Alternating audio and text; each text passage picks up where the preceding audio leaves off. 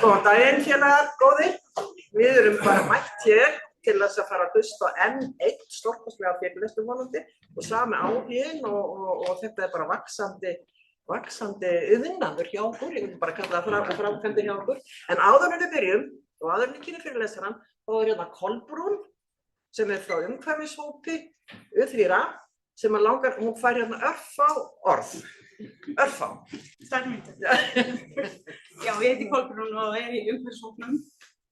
Það tala ég. Og mig langar að kynna hérna náttúrugönguna á fimmtudaginn og það er allir að hittast á Arnarhóli klukkan 12:30 og fá það græna fána og ganga með hérna þá út í Hallargarðinn, Hljómskálagarðinn og þar verða meðal annars Saga og fleiri sem alltaf svona að hrista upp í okkur og það verða einhverjar ræður, tekur svona hálftíma.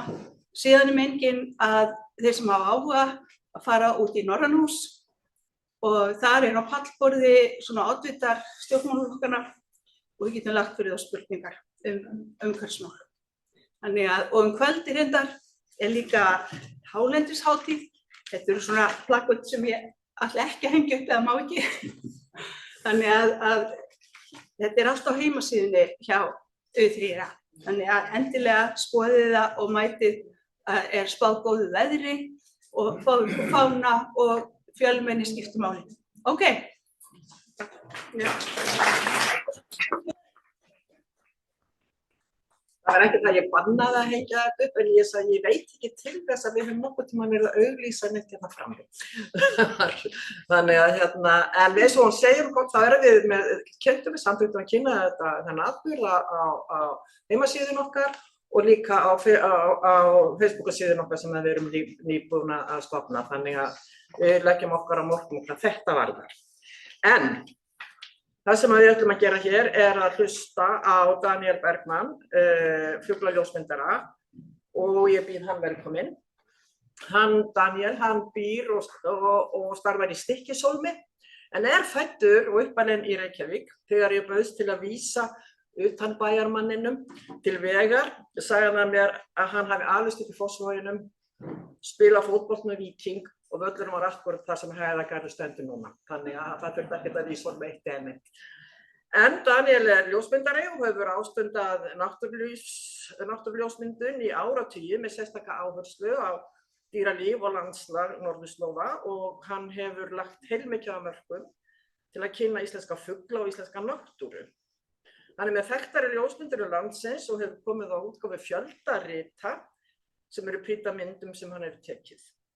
Svo hefur hann gefið út sína eigin bækur og kannski þekktust bókin íslenska fálkann sem er algjört stórvirki og kom út 2022.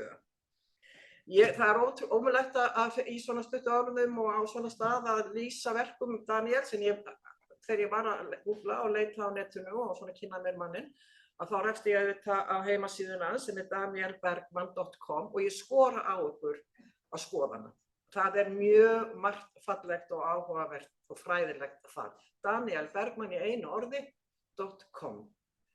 Þannig að ég hugsa að ég hafi þetta ekki mikið meira annað en það var í rauninni árbók Ferðafélags Íslands sem kom út núna og rit númer 98 í rauninni sem kom út núna í fyrra og við svona var til þess að við ákváðum í stjórn U3 að hafa samband við Daniel og spyrja hann biðja hann að koma til okkar. En titill ritsins er Fuglar og fuglastafir og eitt af því sem okkur fannst svo áhugavert að í þessari bók talar hann svolítið til áhugamanna. Hann leiðbeinir upp fræðir áhuga fólk það hvernig það getur farið og leitað eftir fuglum og gengið með sjónaukann af því það er búið að vísa því á einhvern stað þar sem maður getur leitað sérstaklega eftir þessum fuglum og svo framvegis. Mér fannst þetta mjög góð nálgun og hugsaði mér að þetta verður svona meningsfull, eins og Darinn segja, ef við förum út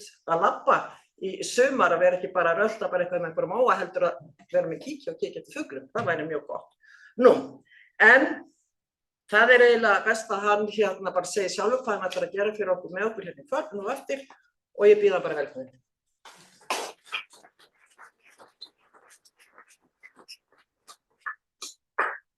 þakka þér fyrir Stefanía, það er nú bara hjá sér. En þú gleymdir reyndar að segja að ég er líka rútubílstjóri. Það stendur ekki í Nei, ég lifi af því að leiðsegja ferðamönnum í landið, fuglaskoðurum og ljósmyndurum, erlendum, og þá verð ég að keyra rútu. Þannig ég er sko rútubílstjóri. Mér langar í kvöld aðeins að segja ykkur frá svona minni fuglaljósmyndun og mínum fuglaáhuga í gegnum tíðina.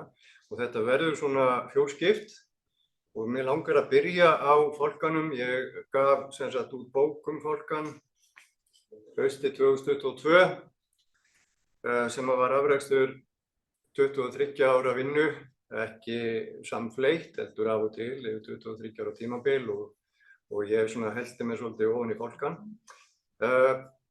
En áður en við komum að minni ljósmyndun, það langaði mér svona að gefa ykkur innsýn í hvernig það var áður en ég kom til sögunar. Það er að segja aðeins í sögu fuglaljósmyndunar og þá í gegnum fálkan. Og fyrsta slæðan hér uppi er ljósmynd frá Bretanum Sherlock sem dvaldi hérna 1939 og tók myndir af fálkum við hreiður. Þetta var alveg óþekkt á þeim tíma, það hafði enginn lagst út eins og Sherlock gerði og hann lá þarna við hreiður frá því unga voru litlir og þeir eru stærri, bjó sér til einhvers konar byrgi væntanlega og ljósmyndaði ungana og ljósmyndaði fullorðnu fuglana og fyrirmyndin af þessu var þetta frímerki sem þið sjáu þarna. Eina myndunum var notuð sem fyrirmynd á þessu frímerki. Hérna sjáum við kápu árbókar frá 1939, mynd af fálkum eftir Sherlock. Já, en ég þarf að setja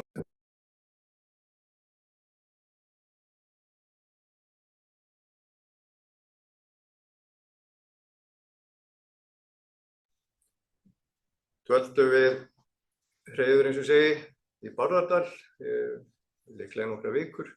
Þetta er grein sem ég fann úr London Illustrated News og við eina myndina er sagt þarna aldur fálkaungana og svo dró ég út þarna mynd af frú Sherlock og undir þessu stendur Probably the first woman to visit a gerfalconeri, það er að segja fyrsta konan til að koma í fálkahreiður. Og þetta er svona svolítið kemur þessa tíma að það var eins og íslensk kona hefði aldrei komið í fálkahreiður fyrir að þessi hefðarfrú frá Bretlandi kom 1938 og þá var hún fyrsta konan.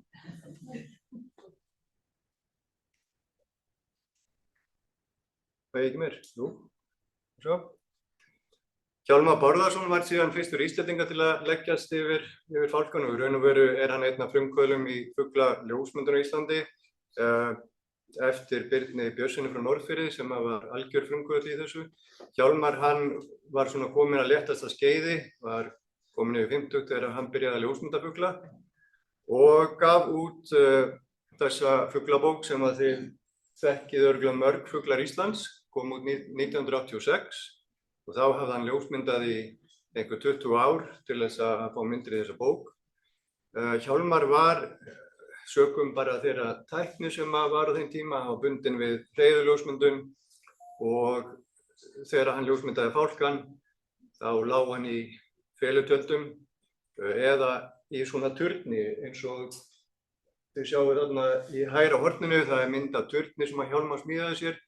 Hann gat klifrað upp í hann til þess að vera í hæð við fálkahreiðri sem var í kletti og hann sagði mitt í viðtali á Morgunblaðið að hann lá í þessum turni í heila viku til þess að taka ljósmyndina sem var á kápu bókarinnar og það er þá þessi fálki og myndina voru nokkuð nýjar því að hann tekur þetta bara ári áður en að bókin kemur út. Síðan komum við inn í aðeins nýrri tíma, það er Fuglavísir, Jóhanns Óla Hilmarssonar sem kom út 1999. Jóhann Óli, hann byrjaði ungur að ljósmynda fugla og fer að nota svona nýja tækni, myndavélar sem eru hraðari, hann ekki bundin við hreiður, öflugri aðdráttarlinsur og þá sáum við fyrst svona aksjónmyndir sem maður kallar, það er að segja flugmyndir af fálkum og meðal annars af vetrarlagi. Þetta voru alveg einstaka myndir á sínum tíma.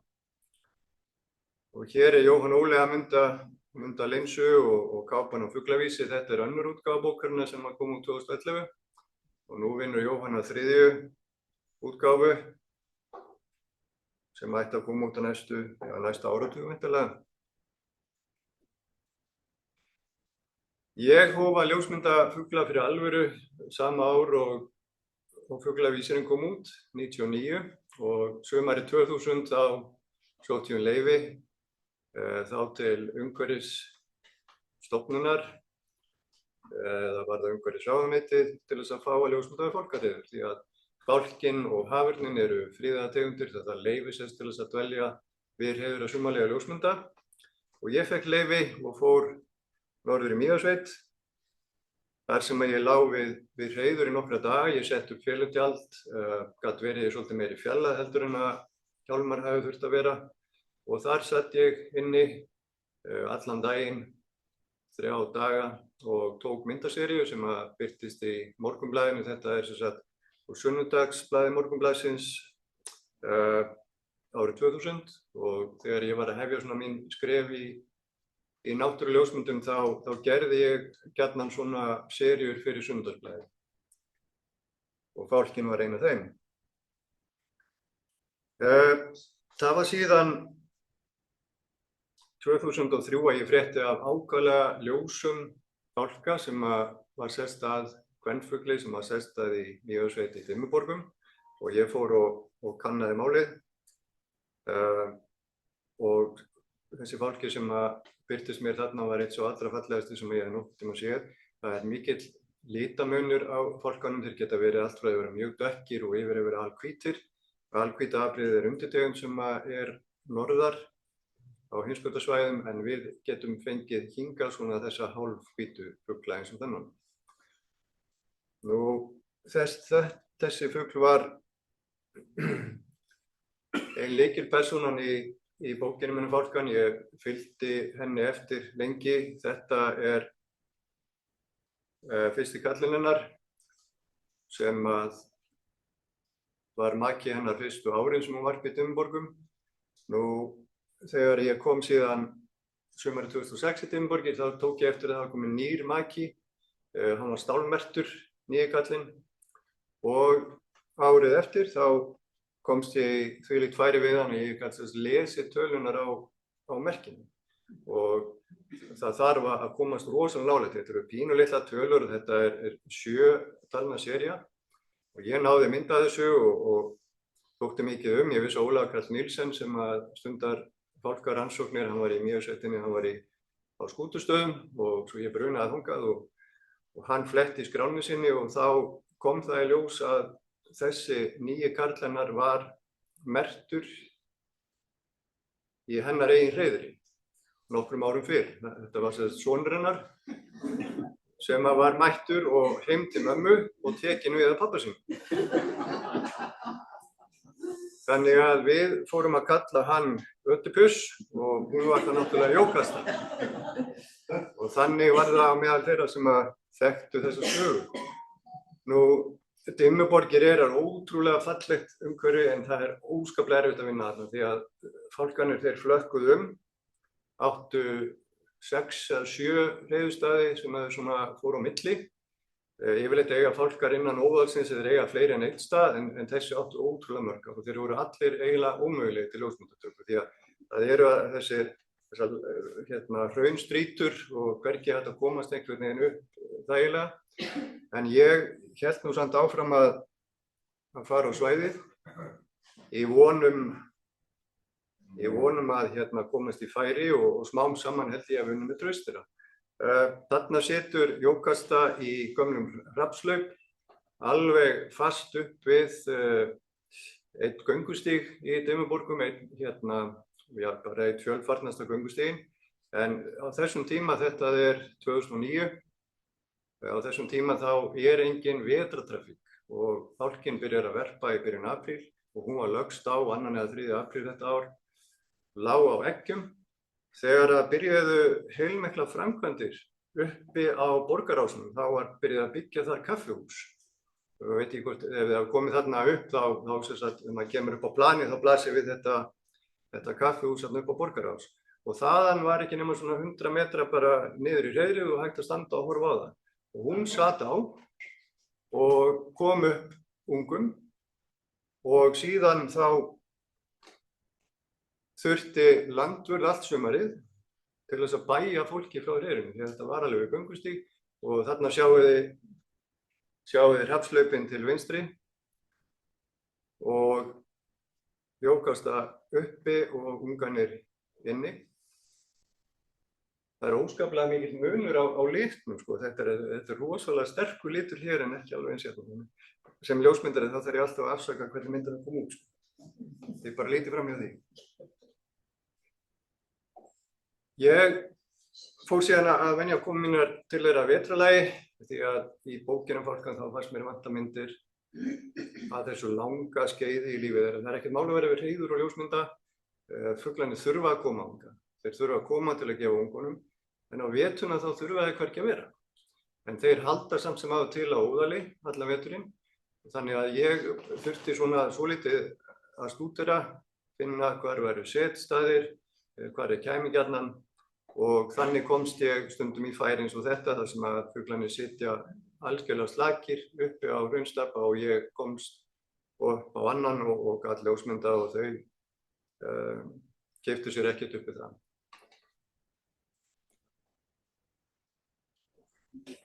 Síðan setti ég upp fylutjald við stað þar sem að Jókasta átti til að sitja. Ég hef búin að fylgjast með henni í 3 daga og hún bara einhvern veginn kom alltaf á þennan sama hól aftur og aftur og ég gat sett upp tjald í 60 metra færi og svo satt ég inni og það gerist ekki neitt. Satt í 8 klukkutíma í skíta kulda í lok mars. Kom næsta dag og það gerist ekki neitt.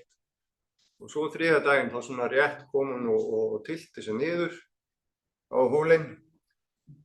Það var mjög hvasst og lyfti sér aftur upp og var farin. Og þá pakkaði ég bara saman og fór heim og þakkaði fyrir mig.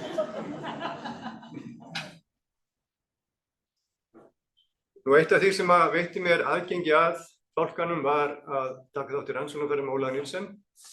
Hérna er Óli við merkingar á fálkaungum og hann safnar öllum fæðulegum líka úr hreiðrum og svo eru það greindar. Og þetta er svona svolítið stemningin og umhverfið í þessum ferðum. Hann hefur merkt fálkaunga á sínu rannsóknarsvæði sem er 5.300 ferkílómetrar á Norðausturlandi og þar eru 84 þekkt fálkaúður og áður fyrir voru ungar í svona 35-40 hreiðrum. Þannig að hann fór á milli þeirra allra, merkti unga og síðan 2011 byrjaði hann að litmerkja. Og þá hef ég verið að fara með þess til þess að reyna að ná ljósmyndum af fuglum þegar að hann er að merkja og þá fæ ég færi til þess að ná merktum fuglum. Þetta er litmerktur fugl sem að hún var merkt hvað? Já, myndin er tekin sumarið 2020. Í merkingarleiðangri, hún hafi verið merkt í hreiðri 2013 og settist að 45 km frá æskuólinu og þessar merkingar þær gefa þess að upplýsingar ferðalög fálka og hvar þeir setjast að og lífsaldur þeirra. Og þarna, þetta er sér tekið áður en hinn myndin, hún kom að hreiðrinu með brá til ungana. Óla Nilsen var niðri að merkja og það var engin fullorðin fugla á staðnum. Hún kemur með bráð sem var í þessu tilfelli heiðagæsungi og skipti sér ekkert að mér. Yfir þessu beint á Óla og þá náði þessari mynd. En fálkinn á í all verulegum vandræðum. Það er svona að byrja nýr kafli í lífi fálkans. Fuglaflensa sem bæst til Íslands 2021 hefur verið að herja á fálka. Þeir veiða sýkta fugla og þarna ungu fálki nýbúin að veiða rauðhöfðand og fuglaflensa viðvarandi í mörgum af þessum andategundum. Hér 2 ára fálki að éta dílaskarf sem hann hefur fundið út á Víðavangi og þeir fara nefnilega líka í hræ ef fuglar drepast af flensu og þá fer fálkinn í það og étur. Og þetta hefur ollið því að fálkastofninn hefur gjörsamlega hrunið. Það sem var áður talið vera kringum 400 pör hefur fækkað 2/3, það kannski komin niður í 150. Og þá að reyna í sumar að fara í hreiður og bólusetja unga. Það þarf að fara og bólusetja og koma svo viku aftur og bólusetja aftur og það verða settir GPS-sendar á fuglana, þannig ef það drepast þá geta þeir farið og sótt hræið og sé hvað gerðist. Og ef það gengur ekki, þá ekkert annað heldur en að setja upp bara útungunastöð og fara að sleppa fálkum út í náttúruna, ef við viljum hafa hann í íslenskri náttúru. Þetta kápan á bókinni sem ég var að veifa hér áðan. Fálki, fullorðinn karlfugl sem búinn að vera í hólminum í vetur. Ég sá hann af og til, svona 2 mánaða tímabil. Áður fyrir þá sá ég 2-3 fálka á vetuna, en nú mjög sjaldgæft orðið að sjá fálka. Bara með sjaldgæfari fuglum sem maður sér. Þá skulum við aðeins skipta gír.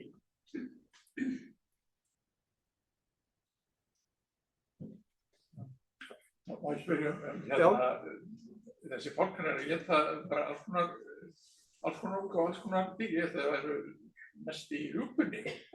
Já, fálkin sérstaklega fálkar sem eru á óðali inn til landsins, þeir éta mest rjúpur og rjúpan fálkanum algjörlega nauðsynleg í byrjun varptímans og rjúpan ungum nauðsynleg þegar þeir verða fleygir og byrja að veiða. En ungfuglarnir þeir fara þar til að vera kynþroska, þeir byrja ekki að verpa fyrir 2-3 ára og þá þeir með ströndin. Og þá náttúrulega veiða það sem þeir komast í og þeir fúlsa alls ekki við hræ. Og þeir nefnilega, og það hefur orðið þeirra banabiti í mörgum tilfellum. Má ég spyrja hvar á Snæfellsnesinu þetta sem þú tekið? Hvaða myndir þá? Þú varst að segja áðan? Já, þessi hérna, þetta tekið bara við Stykkishólmi. Bara í Stykkishólmi. Eiginlega út gluggann. Nú, þá það fuglar og fuglastaðir. Þessi hér bók sem kom út í fyrra, þetta árbók Hverafélags Íslands. 2008. Ég var að senda bók nr. 99 í prentun. Fjallar Kjósarsýslu næst. Ég ritstýri þessu og tek ljósmyndir stundum í bókina, setja hana saman og félagið verður síðan 100 ára, 27.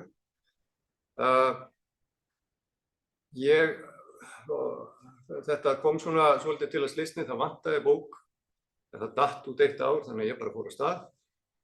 Búinn að svo sem ljósmynda í 25 ár fugla og fuglastaði, en það tók mig 2 ára að ná þeim myndir sem ég þurfti í þessa bók og setja hana saman. Þetta ekki greiningabók fugla, heldur áherslan á fuglaskoðun og fuglaskoðunarstaði. En ég segi líka frá fuglaskoðun sem áhugamáli fuglaljósmyndun, sögu fuglaljósmyndunar, þátttöku almennings í fuglavísindum, fuglaskoðun og vistmynd ástímum. Og svo það umfjöllun 100 fuglaskoðunarstaði. Og byrja hérna á Suðurnesjum og Innnesjum og fer svo hringum landið. En það einhverjir hérna sem væntanlega þekkja þessa bók, ekki? Ekki einhverjir í ferðafélaginu? Jæja, 1, 2, 3. En það sem sagt, árbækurnar þær fylgja félagsgjaldinu, þannig að félagar fá þær sendar heim þegar það greiða félagsgjald. En það hægt að kaupa þessar eldri bækur á vef félagsins, það ffi.is, eða á skrifstofunni í Mörkinni. Þetta ekki selt sem sagt í bókabúðum. Þannig að þið hafi áhuga á að það verði ykkur út svona bók. Kíkjum aðeins á einn af stöðunum sem ég fjalla þetta er Bakkatjörn á Seltjarnarnesi. Ákaflega skemmtilegur fuglaskoðunarstaður og þægilegur af því að það er hægt að skoða úr bíl og maður þarf ekki að ganga langt. Það er alltaf kostur. Ef maður vil komast yfir mikið og sjá mikið og gera eins mikið og maður getur. Sérstaklega maður að leita að kannski einhverju sjaldgæfu, þá vill maður geta nýtt tímann eins vel og mögulegt er. Það hefur sérst mjög fjölbreyttur hópur af vatna, máfuglum og sérstaklega vaðfuglum við Bakkatjörn. Hér komum við aðeins nær, þarna sést Hólminn í Bakkatjörn þar sem að álftir hafa orpið undanfarin ár og síðan fjær er tjörnin í Dal sem að ég kalla nú bara Daltjörn. Þar hefur lómur nýverið byrjað að verpa og síðan er göngustígur sem liggur sem sagt í kringum golfvöllinn og ákaflega þægilegt og skemmtilegt að skoða þennan fugla. Það hafa sést, svæðið er vaktað af fuglaskoðurum af því að þarna hafa sést mikið af sára sjaldgæfum tegundum. Íslenska fuglafánan, hún er nefnilega ekki nema svona 95 tegundir, það eru 80 sem verpa hérna. Ef við tökum síðan fargesti og vetrargesti þá er það svona 95 tegundir. En á landinu hafa sést 420 eða yfir 420 núna. Þannig að lungin af þessu eru flækingar og svona þeir sem að sækjast eftir því sjaldgæfa þeir einmitt vakta staði sem þennan. Fuglaskoðunarskýli stendur við vesturbakka Bakkatjarnar. Þetta er svona eins og mikið af fuglaskoðunarskýlum á Íslandi. Þetta er algjörlega tilgangslaus bygging. Oftast á Íslandi er það þannig að landið er opið og maður hvort þið að skoða fugla sem langt í burtu. Svona skýli þau veita að þú skjól ef að þess þarf og oft þá eru þau góð bara til þess að standa öruggari megin við þau til þess að skýla þau sér fyrir vindi. En þegar ég gerði bókina þá tók ég tillit til allra þeirra staða sem var einhvers konar uppbygging í fuglaskoðun. Alls staðar þar sem var búið að setja niður fuglaskoðunarskýli eða hús eða einhvers konar stíga, það er allt að finna í bókinni.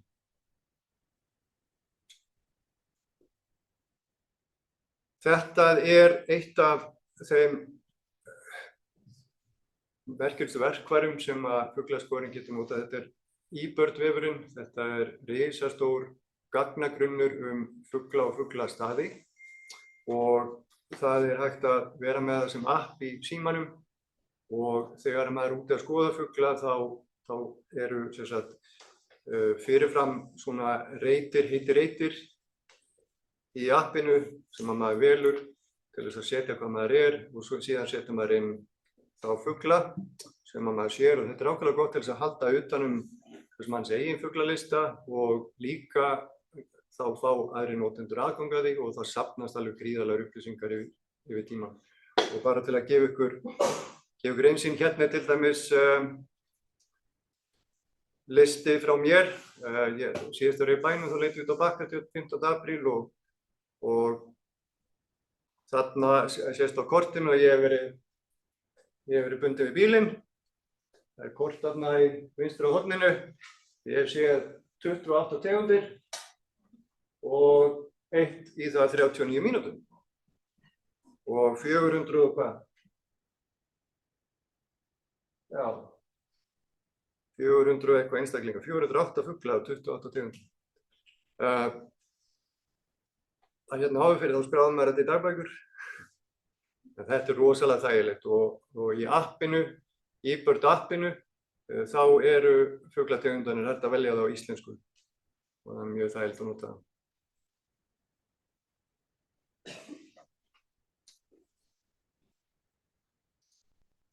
Þetta eru skemmtilega myndir. Fuglaskoðun er ekki nema 130 ára gamalt áhugamál. Það eru miklar framfarir í skotvopnum á 18. öldinni og þá reis upp mikil bylgja í því að safna fuglum, eins og þessir herramenn þarna vinstra megin. Síðan í uppaf 20. aldar þá koma til söguna betri sjóngler og aukin svona vitund náttúruna og þá í raun og veru hefst þessi bylgja í fuglaskoðun sem á sér engan enda. Myndin þarna til hægri af fuglaskoðunum í Central Park í New York 1946.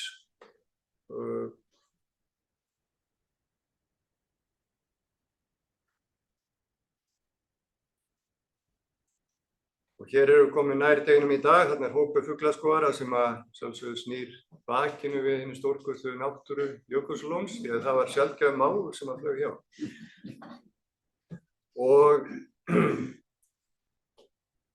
Og þarna sjáum við síðan hvernig þessi fuglaskoðunarskýli nýtast oft. Þetta er við Kaldbakstjarnir, Húsavík, og þarna standa það nú flestar fyrir utan skýlið, en það veitir þó allavega lítið skjól.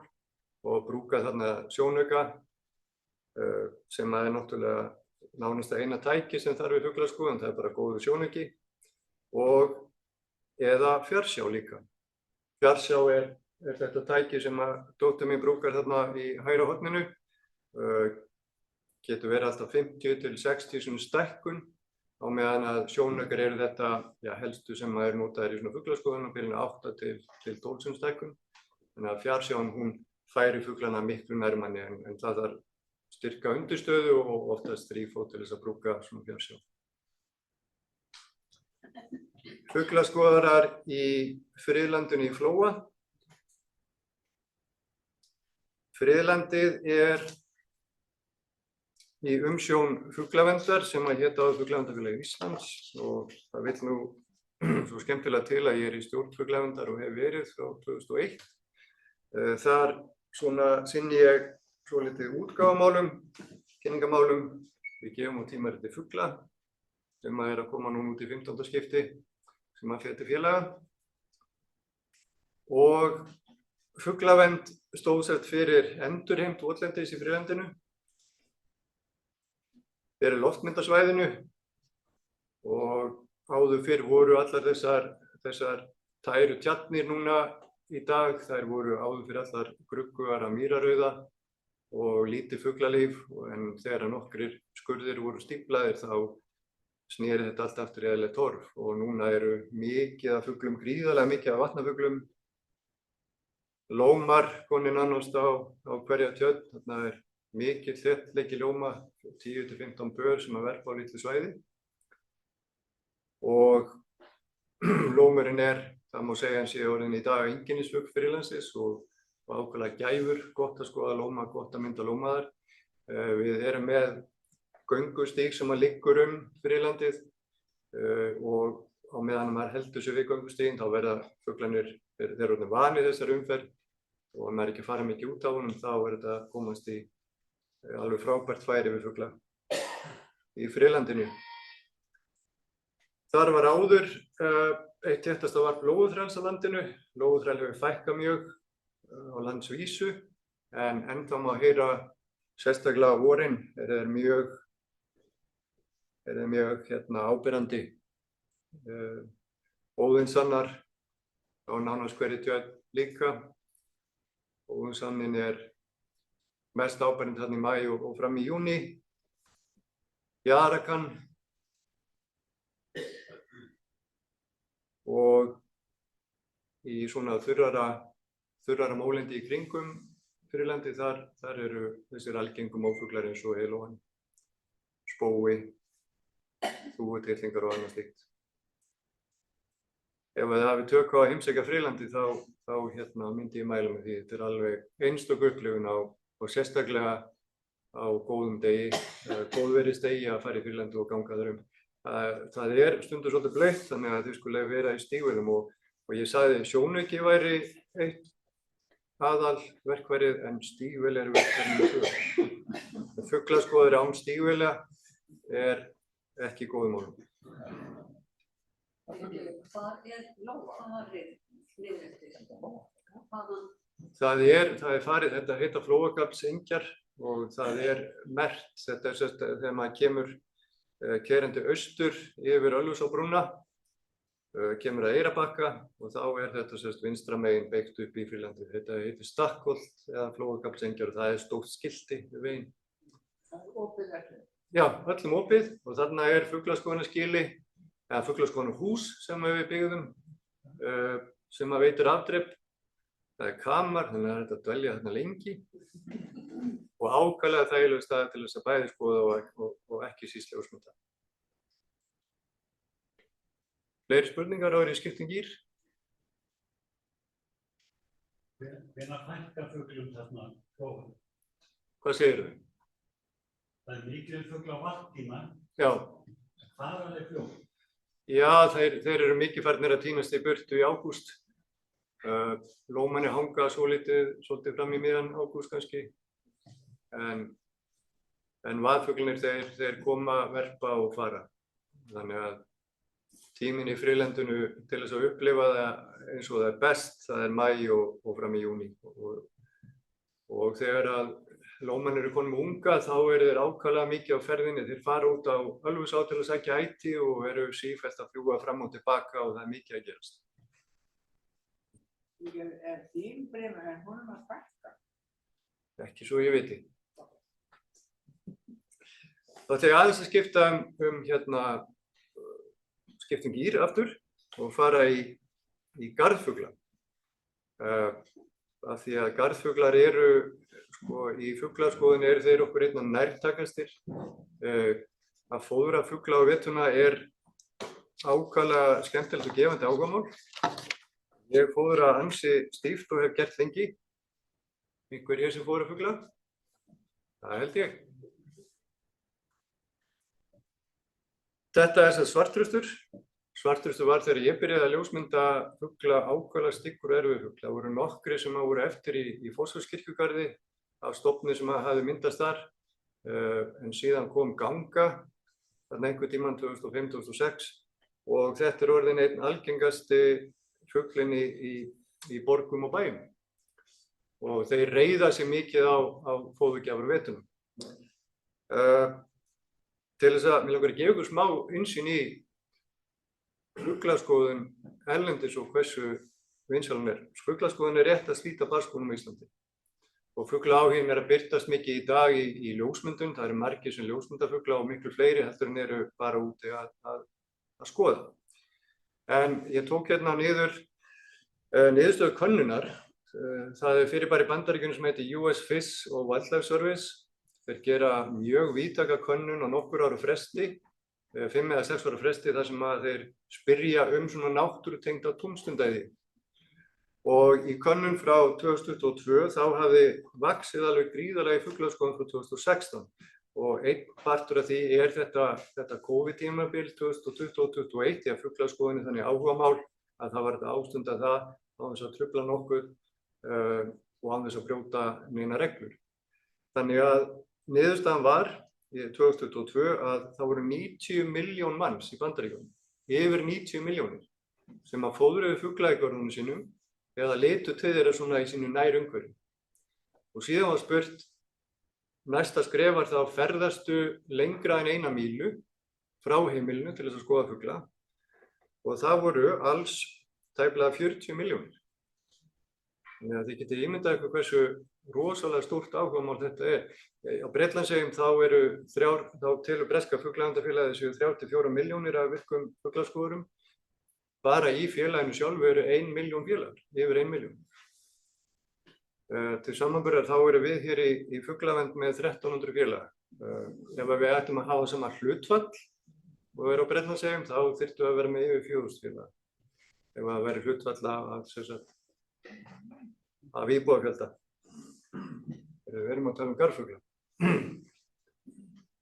Hér er dæmi svartristi að bítast epli. Þetta er kópaskeri fyrir nokkrum árum. Þá kom alveg svakaleg ganga í mars af svartristum frá Evrópu og þeir komu sára soltnir 1000 fugla. Þeir bara hrundu niður úr himnunum.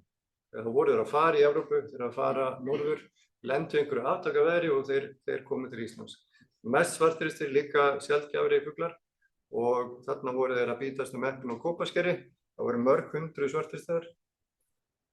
Þeir eru í skordýrum á sumrin. Svartlistin eru horfnir mínum garði, þeir eru komin í varp. Og á haustin þá eru þeir mikið í berjum, allir þessi þrestir. Og síðan þá dúkaður upp í görðum. Garðfuglar, bæklingur sem fuglavernd gaf út. Ég held að það sé komin í 3. útgáfu. Þetta er þetta nálgast á vef fuglaverndar, fuglavernd.is, kostar nánast ekki neitt. Og þarna er síðan dæmi svona hvernig ég fóðra fuglan í mínum garði. Ég er með svona hangandi fóðrara, ég er með heimatilbúið borð þar sem ég kasta sólblómabrei á og síðan set ég bara á jörðina líka og núna á tímum þessari fuglaflensu þá þarf maður að vera endalaust að þrífa og sóthreinsa. Það er svona fyrst sem best bara að henda þessu jörðina og sem betur fyrir er eiginlega ekkert að köttum þess að ég bý, þannig að það er ekkert mál að gera það. En það sem kettir eru plága þá þarf maður að vera með þetta upp í trjám og helst hátt uppi. Ákveðlega skemmtileg iðja er að þetta svona svalar svolítið söfnunar og merkingaráráttu að taka þátt í svona könnunum eins og garðfuglakönnun. Þið getið fengið allar upplýsingar garðfuglakönnun á vef fuglaverndar. Þetta er bara skjáskot af vefnum. Þið farið inn á fuglavernd.is og maður fylgist með fuglum vetralangt og hérna er einmitt mína niðurstöðu fyrir þennan vetur. Þarna kemur í ljós. Þetta sést nú ekki greinilega, en maður skráir þess að heildar eða hæstu tölu hverja tegundar í hverju viku. Og þennan veturinn þá fékk ég 15 tegundir í garði hjá mér, mikið af aunutillingum, mikið af snjótillingum, þetta eru svona algengustu fuglarnir, töluvert af störum og hérna er starinn. Sjáu hvað hann er fallegur. Þegar maður kemst í svona þetta færi og í þessari birtu, þá kemur í ljós hvað hann er fallegur. Þetta er ekki uppáhaldsfugl allra, ég veit það, hann er ákaflega skemmtilegur. Auðnutillingur að taka að fara af stað. Svona ljósmynd hefur aldrei verið hægt að taka fyrir 3 árum, eða 4 árum, eitthvað svoleiðis. Í nýjustu myndavélum þá er tækni sem er hægt sem er þannig að myndavélin er alltaf að taka ramma áður maður smellir af. Sem hún tekur 15-20 ramma áður maður smellir af, svo framalega sem maður heldur niður í takkana. Það er varla nokkuð leið að ná svona litlum fugli að fljúga upp. Þetta gerist svo hratt, þetta gerist á sekúndu broti. Þannig ef maður nær bara að smetla af þegar hann er farin af stað, þá getur maður farið aftur og náði myndina áður en hann fór af stað. Og þetta er ein af þeim. Þetta er galdur. Snjótillingar hjá mér allavega, þeir koma svona þegar að jarðbönn eru. Ég held ég var mjög næmur á fugla í fyrra og það var bara þakinn garðurinn af snjótillingum. Ég var að reyna að telja það, 100, 200, 300, 400 og það gekk illa svo ég bara fór og tók mynd. Og svo fór ég með hann inn í Photoshop í tölvunni og svo setti ég rauðan punkt og alla og ég var viss að þetta væri svona 500-600 fuglar. Svo þegar ég var búinn að setja punkta þá voru það komið yfir 1000. Það var gjörsamlega þakið. Og þeir átu, meðan voru sem flestir, þá átu þeir 25 kíló af sólblómafræjum á viku. Þannig að þeir fóru í gegnum 100 kíló á mánuði. Og þau hjá Ó. Jónsson og Kóper skildi ekkert hvað ég var að gera. Komast á að kaupa 200 kíló af sólblómafræjum. En þar er hægt að fá svona sekki, stóra 25 kíló sekki og auðnutillingarnir éta þetta, stinkunar, snjótillingarnir, þrestinir fara í þetta, starranir. Og svo hætti ég að fóðra þessum tíma þegar ég fæ sílamáva og einn þegar hann er farin að átta þessu á því að hann getur sett svona hausinn á hlið og svo skefur hann fræin upp í sig. Þannig að þá er ég hættur að gefa. Svo er alltaf því óvænta. Flækingsfuglar sem koma til landsins á haustin, þeir hafa margir hverjir möguleikann á því að tóra veturinn eða komast á staði þess að þeir hafa æti og þetta er hettusöngvari sem birtist hjá mér núna í vetur eða sem síðasta haust fyrir nóvember og var allan veturinn. Það voru reyndar 4 tíma. Hettusöngvari. Þú sér að það er hetta, svona brún hetta á fuglinum sem þýðir að það er kvenfugl. Þeir sem eru með svarta hettu eru karlfuglar. Og þetta er einn algengasti haustflækingurinn. Hann er svona rétt aðeins stærri en öntillingur, kvikur skógafugl. Og þessi, hann gladdi mig í allan vetur. Og mikið lifandi skelfingar ósköp sem að það lítið til að gleiða fuglaskoðar. Gráþristir, þeir koma hingað á hverju hausti og dvelja vetrarlangt. Þeir sem hafa endurheimt á Íslandi hafa verið merktir í Noregi. Þessi fuglar virðast koma þaðan. Það er lítill varpstofn af gráþröstum á Norðurlandi en þeir líklega að fara til Evrópu, við vitum það ekki á veturna. Gráþrösturinn, hann er frekur og aðgangsharður þar sem hann kemur og ver sitt svæði af hörku. Þeir éta aðalega epli, það er nánast eingöngu epli og hér er gráþröstur að reka skógaþröst frá eplunum, þeir slást upp á annan, þeir slást við allt. Yfirleitt þá víkja þeir fyrir störunum af því að starnir þeir eru svo margir. En ef það er svona einn star á stangli þá fær hann að kenna það. Síðan er þetta eitt allra fallegasta sköpunarverk náttúrunnar sem er hægt að fá í garðinn sinn. Þessi fugl heitir silkitoppa. Og silkitoppan, hún er varpfugl í Evrópu, skógafugl frá Evrópu og það er eiga það til ásamt nokkrum öðrum tegundum evrópskra sparfugla að leggjast í það sem í fræðunum er kallað rásvar. Þá flakkar silkitoppan í stórum hópum út fyrir sín hefðbundnu vetrasvæði og líklega drifið af fæðuskorti. Og þegar að þessi stóru rásvör koma til Íslands, þessi miklu göngur, þá er 1000 fugla að ræða.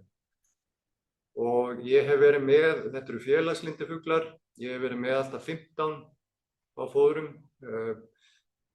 Í nóvember fram í desember 2023 var ég með 15 fugla á sama tíma.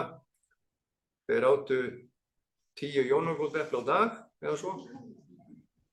Og þrestinni tóku nokkur í viðbót svo að ég átti í miklu að finna fóður fyrir þá.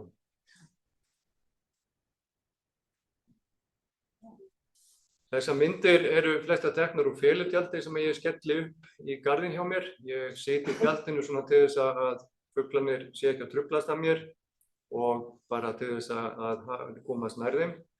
Og þegar ég sat í tjaldinu daginn þá allt í einu hurfu allir fuglarnir, ég heyrði mikinn smell og þá var þessi smyrill mættur og sat ofan á einu skógarþristinu.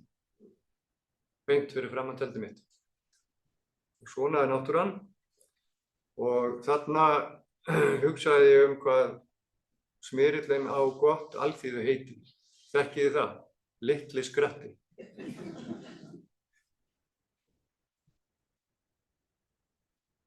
Þá er það 4. kafli. Já? Ég nefnir eitthvað núna sem ég held að sé krossnefja í garðinum. Já. Er það algengt? Já, ekki algengt. Nei. En krossnefir eru orðin varpfuglar á Íslandi, verpur í barrskógum og þeir eru svolítið skrýtnir því að þeir verpa í takt við þroska greniköngla. Þeir eru sérhannaðir, krossnefur er krosslaga gogg sem að gera verkum að þeir geta opnað könglana til þess að komast í fræin. Og þeir verpa sérst í takt við þroskan þannig að þeir geta orpið á veturna þessuna og þeir koma einmitt mikið í fóðurgjafir og sækja þá í fræ, sólblómafræ. Rosalega fallegir og skemmtilegir fuglar. Gallarnir rauðir, kellingarnar gular, ungarnir gráir. En þetta er vaxandi stofn. Þessi svartþrestir og kópaskeri sem varst að sína mynda, sem að koma í fukuðu hingað, það lendi í óveðri? Já, þeir rekjast hingað. Og hvað gera þeir þá? Verða þeir hérna bara eða skila þeir sér aftur á þá leið sem þeir voru á eða hvað? Það er ómögulegt að segja. Það sem að hefur verið innspýting inn í stofna eins og þennan eru fuglar sem að flækjast hingað að miklum fjölda að haustlægi eða vorlægi og verpa. Það er að segja að við komum að haustlægi og tóra veturinn og svo verpa þeir vorið. Það eru nokkra tegundir skógarfuglar sem við höfum fengið undanfarna áratugi sem hafa komið í kjölfar svona ganga. Glókollur 95-96 kom stór haustganga, þeir lifðu veturinn og fóru svo að verpa og eru núna útbreiddir í barrskógum. Sama með krossnefinn, sama með svarturstein. Það kom svona innspýting í stofninn. Svarturstur ekki mjög útbreiddur varpfugl á Norðausturlandi, þannig að við heldum að þessi mikla ganga, þessi mikla flækingaganga myndi skila sér í að þeir myndu síðan bara vera á staðnum og verpa. En þeir virtust ekki gera það þarna. Þeir verðast að skila sér aftur til Evrópu. Þannig að þeir eru á fari einhvers staðar sunnanvert úr Evrópu. Þeir lenda í aftaka veðri sem þeir ráða ekki við og þeir fara það bara með vindinum. Stundum setjast þessi fuglar á skip og síðan taka þeir af stað þegar þeir sá land. Og síðan virðast þeir bara bíða eftir góðum byr og halda áfram. Mikið af þeim drapst því að þeir komu hérna og lentu í vetraveðri og hefðu ekkert að éta. Eitthvað drefst. Þá ætla ég að fara í haförninn. Og haförninn þetta svona sá kafli sem að snýst meira framtíðina hjá mér. Ég búinn að vera að mynda örninn í langan tíma og að vinna bók örninn og ég ætla aðeins að segja ykkur frá því og byrja á fortíðinni og þetta haförninn eftir Birgi Kjaran frá 1967. Og það var Björn Björnsson frá Norðfirði sem tók þessa mynd. Hann var, eins og ég sagði áðan, frumkvöðull í fuglaljósmyndun. Hann var verslunarmaður á Norðfirði en þegar hann var kominn 55-56 ára þá ákvað hann að setja reksturinn í hendur sonar síns og lagðist út að mynda fugla. Og gerði það sem eftir lifði. Og þessi og myndirnar í Havarnabókinni 1967 eru eftir Björn og hann hlóð sér felubyrgi við hreiður úti í hrauni, notaði til þess hraunhellur og svo lá hann þarna og tók svarthvíta myndir sem hann síðan handlitaði, þessi handlituð og á sínum tíma voru þetta náttúrulega mikið listaverk. En þarna ég komin í hraunið, sama hraun á Snæfellsnesi og Björn lá í á sínum tíma. En það hefur sjálfur sér ekkert breyst annað en tæknin og aðferðafræðin. Þessar stóru linsur sem við erum með í dag, þær gera það verkum að það hægt að vera miklu fjær.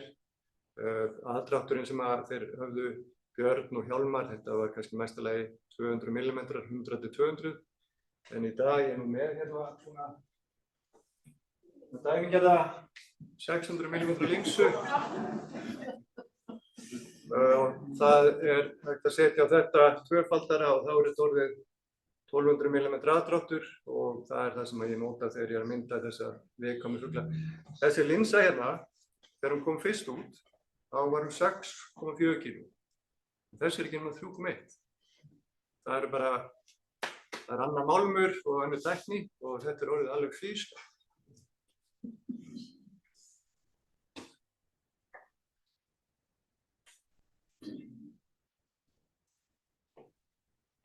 Og ég hef verið að sitja aðeins við hreiður. Mér þykir nú alveg hundleiðilegt að sitja við hreiður. Það gerist ekki nokkur skapaða hlutur og maður má ekki sofna, það ekki hægt að lesa bók og maður getur ekki verið með eitthvað í eyrunum því að maður þarf að heyra þegar ungarnir byrja að kalla eða eitthvað að gerast.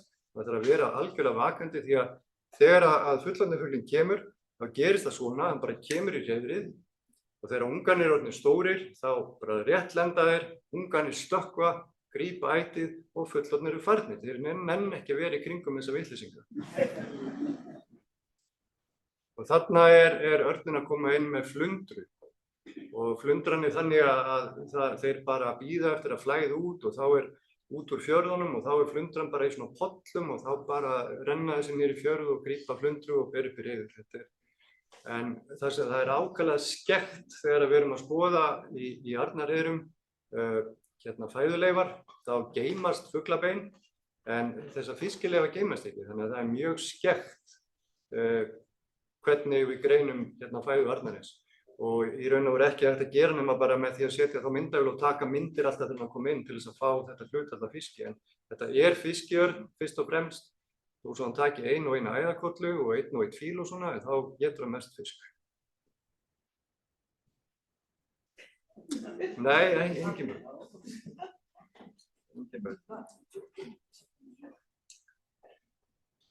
En þeir eiga sér, fullorðnu eiga sér setstæði og þarna settist kallinn ekki langt frá mér og jafnvel þó að sko, maður sitji að grakir inn í tjaldinu og maður haldi að það hafi engin fullorðinn fugl verið á staðnum þegar maður fór inn í tjaldið og vita er alltaf annað.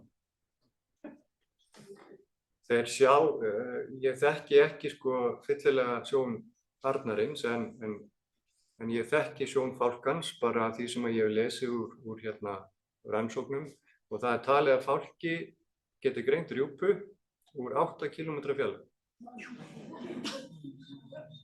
Þannig að örninn hann getur bara að setja einhvers upp í fjalli og hann sér allt. Þarna þess að koma aftur. Og svo kom maður að tjekka á manni og þarna satt ég alveg grakinn í tjaldi og andaði valla og hann vissi alltaf af mér. Getur þú séð hvað er hann og hún? Já, ég segi hanna því að ég veit að þeir eru merktir fuglarnir og það er líka hægt að ef maður heyrir í þeim þá er kallinn skrækari, kvenfuglinn er dimmradari og kvenfuglinn er mun stærri ef maður sér á saman. Og kvenfuglarnir örninn eru oft með svona lengra andlit ef það er kvenfugl, lengri gogg og svona flatara höfuð. Þannig að það er hægt að greina en það er ekki alveg 100%. En ef maður heyrir það gagga og sér það saman, þá er ekki spurning. Og svo náttúrulega ef maður er myndum að merkjum og þá eru þeir kyngreindir þegar það er verið að merkja og þá er það bara eftir stærðinni.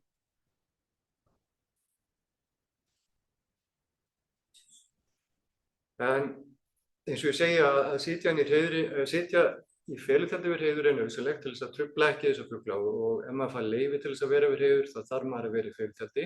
En maður þarf líka að ganga að tjaldinu og oft er þetta svolítið ganga aftur tilbaka og þá myndast oft tækifæri, sérstaklega ef það eru gæfir fuglar eða svona tiltölulega gæfir, þá koma maður og setjast hjá manni og þetta er einmitt þannig ljósmynd. Hann kom og settist hjá mér og þarna er hann að lenda rétt hjá mér og þetta er reyndar einn af þessum svona mun gæfari fuglum í stofninum. Stofnin er að stækka, fuglarnir eru að verða smám saman gæfari, sérstaklega á stöðum þar sem að er svolítil umferð af fólki. Arnarstofnin hann fór, þegar minnst var, fór undir 20 pör. Og 1913 þá er örninn friðaður. 1963 þá er Fuglaverndarfélag Íslands stofnað því að þrátt fyrir friðun þá féllu ernir áfram. Þeir voru ofsóttir, hreiður voru eyðilögð og þeir drápust líka við hræ. Það er að segja að það voru sett út strykníneitruð hræ til að drepa tófur og þau sem stráfelldu erni. 64 þá fékk Fuglaverndarfélagið bann við svona eiturútburði og smám saman hefur stofnin verið að koma tilbaka og í dag er þetta 90 pör, komið yfir 90 pör. Þegar mest var, örninn var allt land, þá voru þetta svona 150 til 200 pör. Er þetta uggandi út af vindmyllubörn? Já. En fuglar þess, hvernig er útfærið með það? Sko hlutfallslega þá höfum við fengið jafn marga sýkta erni dauða eins og fálka en bara miklu færri. Þeir virðast ekki vera eins næmir fyrir þeim. Þeir eru, eins og ég segi, þeir eru fyrst og fremst fiskjætur, þeir fara vissulega í hræ, en þeir fara þá meira í hræ sem eru svona sjóreikin með ströndinni.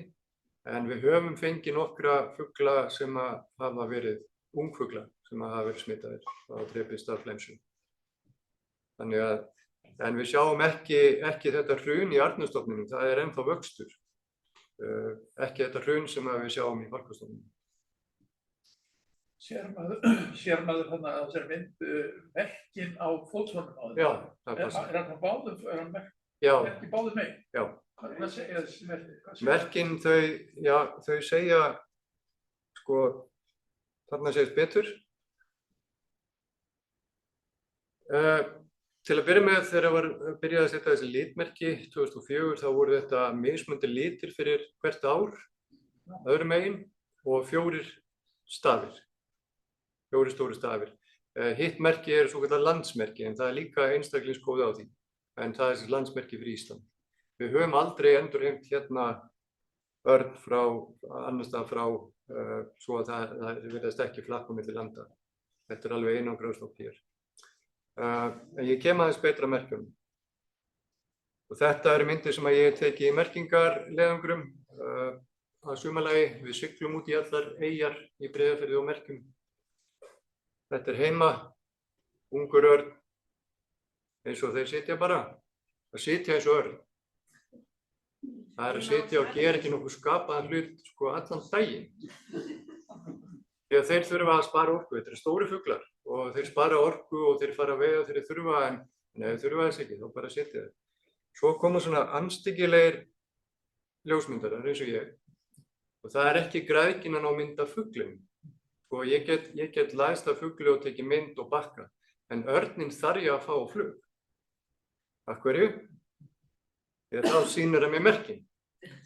Þegar hann situr þá bara eru merkin hulin af fjöðrum en þegar hann stekkur upp þá sjást merkin og þarna, það sést nú ekki mjög greinilega en þarna á þessari mynd þegar maður stekkar hann upp þá sér maður nákvæmlega þessa 4 stafi og þessi fugl sem er búinn að vera í Stykkishólmi, kringu Stykkishólmi vetur, hann var merktur sem ungi í fyrra við norðanverðan Faxaflóa og bara komin yfir hinum megin.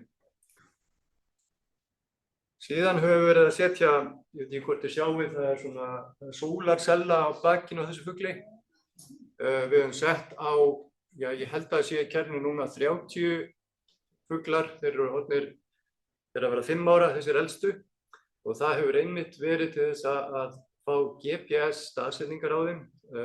Þeir senda nokkru sinnum á dag þegar að nóg birta er, kannski 1 sinni 2 ára dag yfir veturinn og þá höfum við fengið upplýsingar ferðir arna og það er einmitt út af þessum vindorkuverum sem eru plönum að reisa hér og þar sem við höfum verið svona kortleggja þessar ferðir og það hefur verið ótrúlegar upplýsingar sem hafa komið út úr þessu. Sem dæmið þá var einn fuglinn, hann var við sunnanverða Breiðafjörð og búinn að vera þar í 3 mánuði og datt honum allt í einu í hug að fara á hálendi og kom bara tilbaka daginn eftir. Það var svona rétt að tékka. Og einn fugl var með sendi fyrra vetur, var við Höfn í Hornafirði og hann hefði komið úr Breiðafirði og á einhverjum 2 eða 3 dögum en hann flög ekki yfir hálendi heldur hann flög austur með norðurströndinni og svo vippaði hann sér yfir og svo var hann þarna. En það sem hefur helst komið út úr þessu er að milli fjarðana eins og milli Hvammsfjarðar og Gilsfjarðar og síðan Hrútafjarðar, það er bara endalaust traffík af fuglum, fram og tilbaka, alveg endalaust. Og þetta eru þjóðbrautir fyrir erni og á 2 þessum stöðum á að reisa vindorkuver og reisa stóra vindmyllur. Og það er þeim mjög hættulegt því að þetta eru fuglar sem eru alltaf að horfa niður, þeir eru ekki að horfa fram fyrir sig því að þeir eru alltaf að leita einhver æti og þeir lenda í þessum spöðum. Það verður gríðarlega vont. Það er ekki að tekið tími til þess. Sko, við erum bara ekki komið þangað. Það er ekki búið að samþykkja neina reglugerð í kringum þessi vindorkuver. Það er frumvarp sem liggur núna í 3. skipti fyrir. Þetta mummilaði það fram og síðan Guðlaugur og svo er það komið aftur núna að Jóhann er að leggja það fram og það er verið að reyna að búa til eitthvað fram. Alls staðar í Evrópu þá eru svona orkuver ekki reist þar sem eru mikilvæg fuglasvæði eða mikilvæg fallegir fuglar, það bara segir sig sjálft að þau eru ekki reist. En hérna það bara höfum við ekki þessi reglugerðir. En það er svona verið að reyna að vinna eitthvað í því.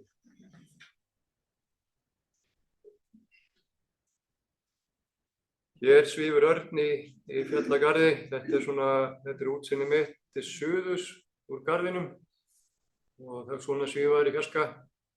Hann er fjær, heldur hann kannski lítur út að vera en þetta er líka tekið með 1200 mm aðdrætti. Og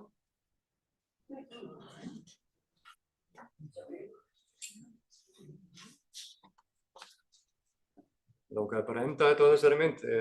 Þetta snæugla sem ég rakst á Vestfjarðahálendinu síðastliðið sumar, kallfugl.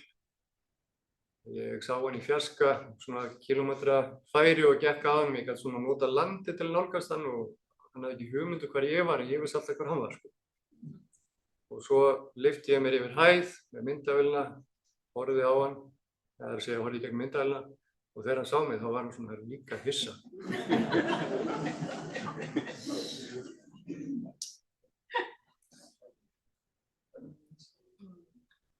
Ég hef ekki smá tíma fyrir spurningar.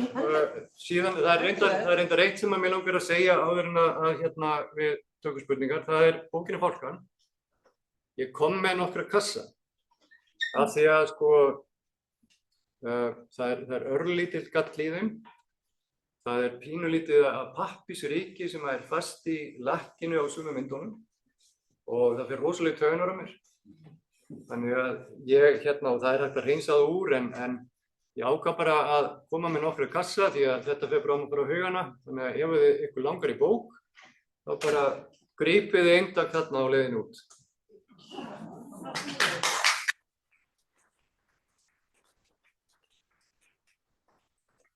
Það eru spurningar, við erum komin svolítið fram yfir, en við skulum samt setja einhverja 2-3 mesta lagi.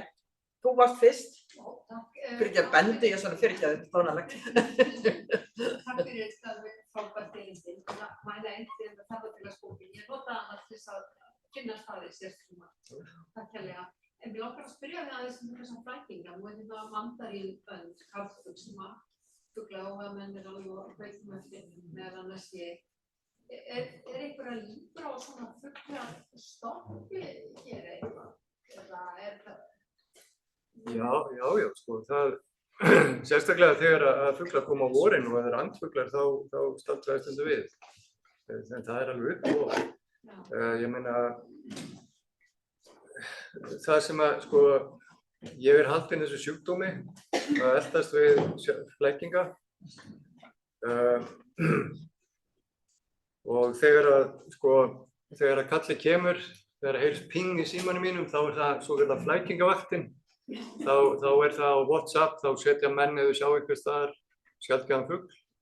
Og ef það er fugl sem ég hef ekki séð, þá byrja ég allur að ýða og reyna að losa mig í burtu.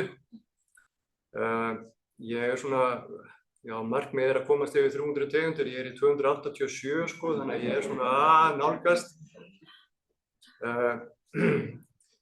En oft á tíðum þá staldra fugla við, það er að ganga að þeim í langan tíma, oft á tíðum þá bara verðum að rjúka staði eins og skot, því að þeir eru bara horfnir eftir klukkutíma eða næsta dag eða eitthvað. En ef maður vill sjá tegunduna þá verður maður að stökkva staði. Ok, þakka fyrir, ég er spurning. Ég held að þetta er lagið sig. Góðan dag. Ég þakka kærlega fyrir flokkans fyrir vestur. Ég heiti Elsa, ég bý á Álftanesi. Hafið þið eitthvað verið að skoða Álftanes? Ég sendi erindi á ykkur til þess að þið myndu hjálpa okkur við að mótmæla fyrirhuguðum byggingum á Norðurnes og Álftanesi. Verður þið að skoða það? Ég veit að ég sem stjórnarmaður í fuglavernd, ég fékk þetta erindi til mín, en ég hef svo mikið annað að gera að ég er ekki í þessari deild. Þannig að ef þú hefur ekki fengið svar, þá skaltu endilega senda henni Hólmfríði framkvæmdastjóra erindi og bara ýta á eftir því. Hún er reyndar í fríi og kemur eftir viku. Þetta er eina spurningi við á. Takk fyrir þessu. Ég er svo forvitin. Hvað er manntalið á eftirna breytt? Það er 2,5 metri og mjög breiði vængir, þannig að þetta er svona þetta er bara svona eins og svona stór hurð í loftinu. Þeir eru gríðarlega og fálkinn er ekki nema 1,5, þannig að það er alveg heilu metra stærra vænga. Ég held að við látum þessu lokið núna. Þetta er orðið mjög gott. Við erum komin korteri fram yfir okkar venjulega tíma. Það örugglega fullt af spurningum. Ég er með líka, en við verðum bara að sleppa þessu.